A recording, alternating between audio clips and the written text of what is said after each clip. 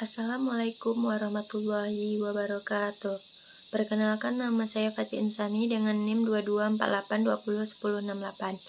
Di sini saya membuat tugas video yaitu teknologi bahan alam yang diampu oleh Pak Hari. Pemilihan dan penyimpanan bahan tahapan pembuatan simplisia ekstrak bahan alam. Pemilihan dan penyimpanan bahan. Pemilihan dan penyimpanan bahan harus dilakukan dengan mengamati taksonomi dari tanaman yang diinginkan. Taksonomi merupakan ilmu tentang penamaan, penggambaran, dan pengelolaan organisme, tumbuhan, hewan, mikroorganisme, dan jamur. Faktor yang mempengaruhi senyawa pada tumbuhan, pertimbangan dalam penentuan jenis bahan, musim, pengalaman penggunaan turun kadar air turun-temurun, intensitas paparan matahari, kondisi tanah, pH, alkalin, mikroorganisme, pengajuh, atau screening. Penyimpanan bahan. Pada saat pemanenan, bahan baku yang dapat berupa bahan herbal, keseluruhan atau hanya bagian-bagian tertentu tanaman seperti daun, batang, akar, bunga, dan lain-lain. Bahan dapat berupa bahan segar, fruit pulp, jus, sirup, alkohol. Simplisia, infusa, maserasi, rebusan, tekstur, ekstrak, minyak atsiri. Sumber bahan baku dapat berasal dari botol liat, hasil budidaya. Next, selanjutnya yaitu tahapan pembuatan simplisia. Yang pertama, sortasi basah. Digunakan untuk memisahkan bahan dari kotoran. Yang kedua, pencucian. Dilakukan dengan air bersih yang mengalir dan dikeringkan.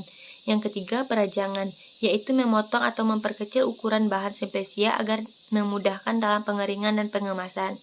Yang keempat yaitu pengeringan. Pengeringan dapat dilakukan dengan sinar matahari kering angin, oven 60 derajat Celcius, microwave, freeze drying. Dan yang kelima adalah pengecilan ukuran. Pengecilan ukuran dapat dilakukan dengan gunting, pisau, blender, dan mortar. Selanjutnya, garbling, sortasi kering, dilakukan sebelum pengemasan untuk memastikan simplisia bebas dari kotoran. Dan yang ketujuh, pemeriksaan mutu, dilakukan dengan identifikasi taksonomi, analisis fisika, kimia, mikrobiologi.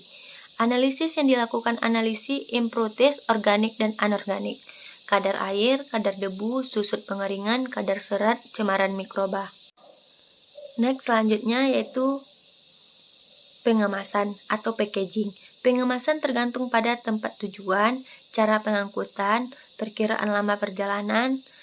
Pada packaging dicantumkan label simplisia meliputi yang pertama nama simplisia, asal, waktu panen, nama kolektor, kandungan senyawa aktifnya. Dan yang kesembilan yaitu gudang. Gudang penyimpanan, simplisia harus tahan api, konstruksi baja, tahan panas, dan anti rayap agar mencegah kerusakan akibat cahaya oksigen, udara, dan reaksi kimia internal serta pengotoran lain.